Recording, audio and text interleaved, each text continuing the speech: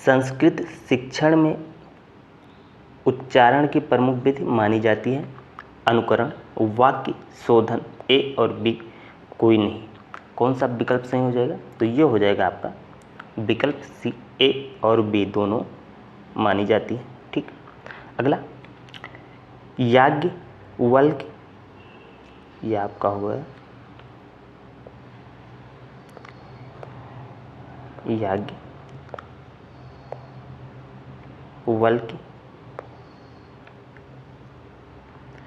ने संस्कृत उच्चारण के कितने दोष बताए हैं? 10, 12, 14 या 16? कितने बताए हैं? ये बताए हैं 14। तो हम चले जाएंगे विकल्प सी के साथ।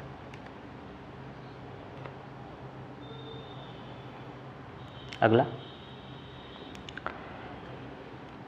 फ्लैश कार्ड सहायक सामग्री है, शब्द, दृश्य एवं शब्द या कोई नहीं। तो किसके अंतर्गत आती है? ये आ जाएगी आपकी दृश्य के अंतर्गत। हम चले जाएंगे विकल्प ए के साथ।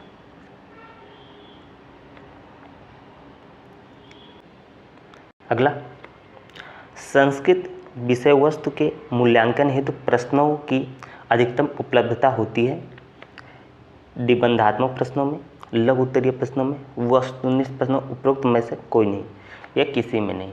कौन सा विकल्प सही हो जाएगा? ये हो जाएगा आपका वस्तुनिष्ठ प्रश्नों में।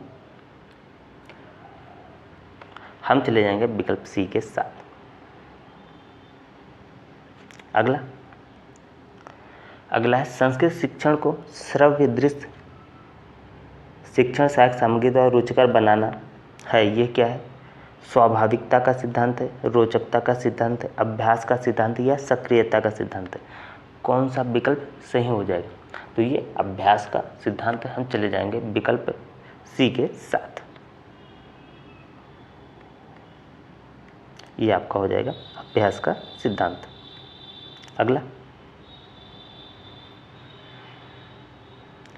अगला है समकक्ष शब्द में समास है, तत्पुरुष है, कर्मधारा है, द्विगु है या अव्ययी भाव समास है। कौन सा समास है? यह है अव्ययी भाव समास। हम चले जाएंगे विकल्प डी के साथ।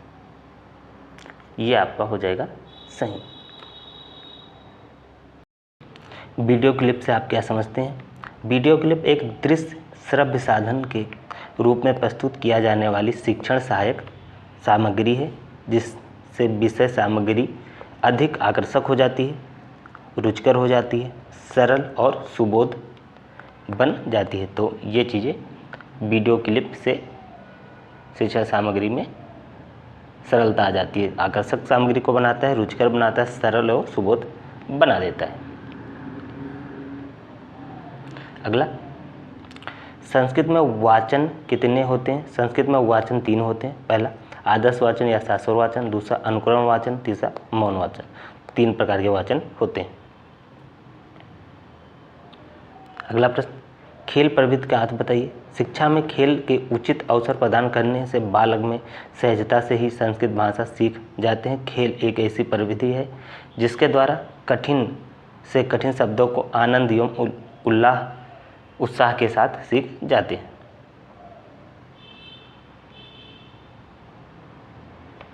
फ्लैश कार्ड का अर्थ क्या होता है? 10x12 या 6x15 सेमी फ्लैश कार्ड आकार का मोटे कागज से बनी चित्रात्मक कार्ड है। इस कार्ड के अंदर एक और शब्द व इसके दूसरी ओर उनका अर्थ लिखा होता है।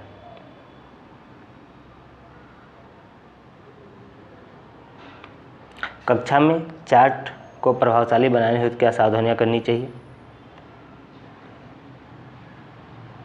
तो क्या सावधानियां करनी चाहिए? पहला चार्ट सरल और प्रकरण केंद्रित होना चाहिए। यह प्राकृतिक और कल्पनाओं रूप से निर्मित होने चाहिए। अगला चित्रों का आकार उपयुक्त होना चाहिए, ना तो बहुत छोटा होना चाहिए और ना ही बहुत दीर्घाकार। चार्ट शुद्ध होने चाहिए। अगला संस्कृत शिक्षण को रुचिकर बनाने के लिए कौन कौन सी सहायक संभव विधाएं प्रयुक्त की जाती हैं?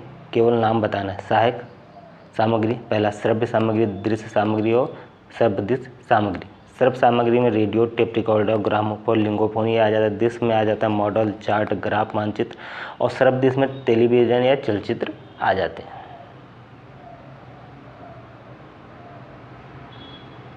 संस्कृत शिक्षण में ऑडियो क्लिप की क्या आवश्यकता है? संस्कृत शिक्षण के लिए ऑडियो क्लिप वो महत्वपूर्ण साधन होता है जिसमें ज्ञानार्जन के लिए मुख्यतः श्रवण इंद्रियाँ अधिक सक्रिय रहती हैं। संस्कृत शिक्षण में भी अनेक विधाएं हैं जिनको छात्र ऑडियो क्लिप के माध्यम से सरलता एवं ध्यान से अर्जित कर सकते हैं व सीख सकते हैं। संस्कृत शिक्षण की अनेक विधाओं में गद्य, पद्य, श्लोक वाचन, श्लोक कंठस्थ करना मुख्य क्रियाएं होती हैं।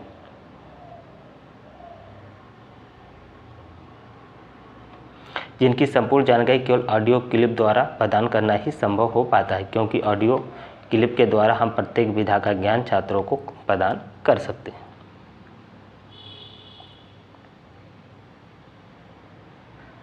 अगला प्रश्न, संस्कृत के छात्रों के लिए उच्चारण अभ्यास की आवश्यकता क्यों जरूरी है?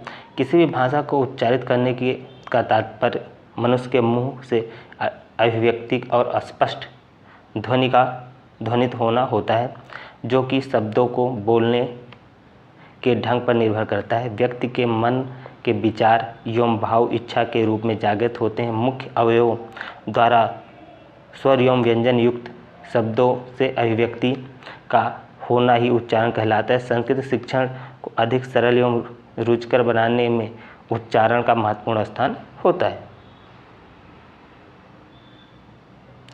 आगे, जब छात्र शुद्ध उच्चारण करते हैं तो संस्कृत शिक्षण का ज्ञान अनायास ही प्राप्त कर लेते हैं। प्राचीन कालीन शिक्षा में गुरुत्व का पद शुद्ध उच्चारण करने वाले शिष्यों को ही प्राप्त होता था।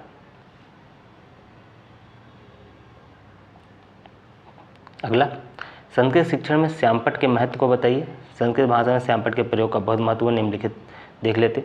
प्राथमिक स्तर पर हम देखते हैं, पहले अक्षर ज्ञान से लेकर उच्च स्तर पर लेखन कार्य में श्यामपट्ट का प्रयोग किया जाता है, प्राथमिक से उच्च स्तर पर। अगला, विषय, प्रकरण, दिनांक आदि बिंदुओं को लिखने के लिए, पाठ में आए कठिन पदों की व्याख्या एवं रेखा चित्रों को बनाने के लिए श्यामपट्ट ही प्रयुक्त होता है। अगला, महत्वपूर्ण अंशों, तथ्यों, शब्दार्थों के स्पष्टीकरण हेतु श्यामपट्ट का विशेष महत्व होता है।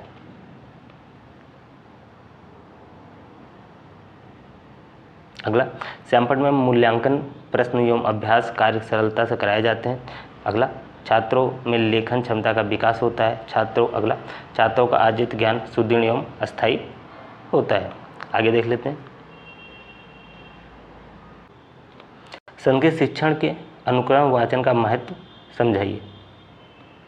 संस्कृत भाषा शिक्षण में अनुकरण वाचन का भी महत्वपूर्ण योगदान है। संस्कृत भाषा क्लिष्ट संस्कृत भाषा जो है एक क्लिष्ट भाषा के रूप में जानी जाती है। छात्र संस्कृत के श्लोकों, वाक्यों, पद्यों या किसी भी कठिन शब्द का स्वयं वाचन नहीं कर पाते हैं। अनुकरण वाचन के द्वारा ही वे सीख पाते हैं। प्रकार देख लेते हैं वाचन के। पहला आदर्श वाचन या शास्त्र वाचन कहते हैं, दूसरा अनुकरण वाचन, तीसरा मौन वाचन। ये वाचन के प्रकार हैं। महत्व देख लेते हैं। अनुकरण वाचन के द्वारा छात्र शिक्षण के आदर्श वाचन के अनुरूप व्याकरणिक दृष्टि से शुद्ध वाचन कर अभ्यास कर लिपि व मापन की बारीकियों का ज्ञान प्राप्त करते हैं। अनुकरण वाचन से छात्रों में वाचन की गति, प्रवाह, स्पष्टता के गुण आते हैं। अगला, इससे भावानुरूप वाचन की क्षमता छात्रों में उत्पन्न होती है। अगला, वाचन के समय छात्र अर्थग्रहण भी करते हैं। अगला पॉइंट देखते हैं,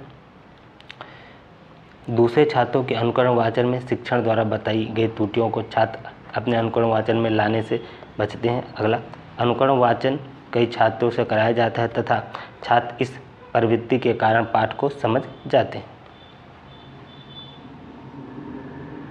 अगला, करके सीखने के 5 लाभ बताने हैं निम्नलिखित। विभिन्न प्रकार की गतिविधियों से शिक्षक कार्य करने से छात्रों का शारीरिक विकास पूर्ण हो जाता है और वे सक्रिय हो जाते हैं। अगला, करके सीखने से मानसिक क्रियाओं का विकास होता है। अगला, करके सीखने से सीखी हुई चीज़ लंबे समय तक स्मृति में बनी रहती है।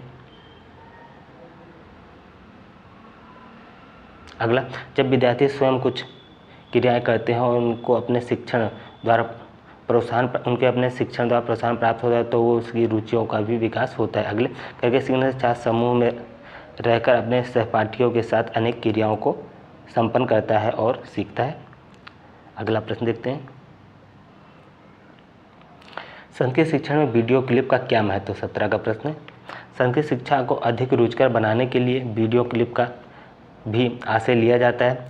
वीडियो क्लिप एक दृश्य साधन के रूप में प्रयुक्त किया जाने वाला शिक्षण सहायक सामग्री है, जिससे विषय सामग्री अधिक आकर्षक, रुचिकर, सरल और सुबोध बन जाती है। साथ ही साथ प्रशिक्षु तथा अन्य सभी छात्र छोटी छोटी फिल्मों के माध्यम से प्रत्येक गतिविधि को स्पष्ट रूप से समझ पाते हैं।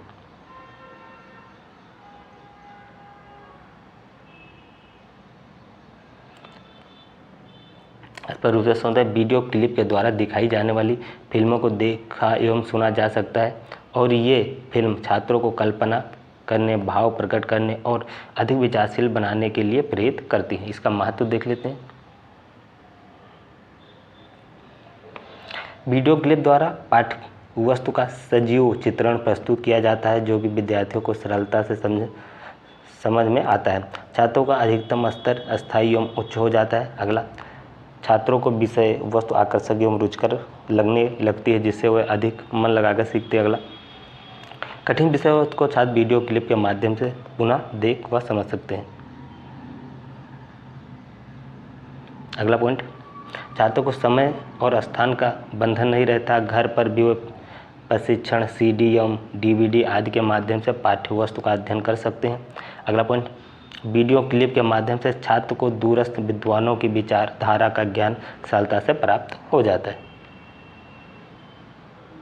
अगला प्रश्न देख लेते हैं, 18 का प्रश्न है, दृश्य शब्द सामग्री का एक उदाहरण दे तथा वर्णन कीजिए। काफी महत्वपूर्ण प्रश्न है ये, 18 में पूछा जा चुका है। दृश्य शब्द सामग्री वह उपकरण है जिसके द्वारा छात्रों की ज्ञानेंद्रियां सक्रिय हो जाती हैं तथा सैद्धांतिक व नीरस पाठों को भी इसकी सहायता से स्वाभाविक उपयोग व मनोरंजक रूप से छात्रों द्वारा समझ लिया जाता है। ज्ञानेंद्रियों के अंतर्गत नेत्रेंद्रियां व श्रवण इंद्रियां प्रमुख होती, जिनका प्रयोग ज्ञान प्राप्ति के लिए किया जाता है। दृश्य शब्द सामग्री ये आपका वो सामग्री होती है जिसे हम देखा जा सकता है और सुना भी जा, जैसे आपका हो गया TV होगा, चलचित्र होगा, ये सारे दृश्य शब्द सामग्री के अंतर्गत आ जाती हैं।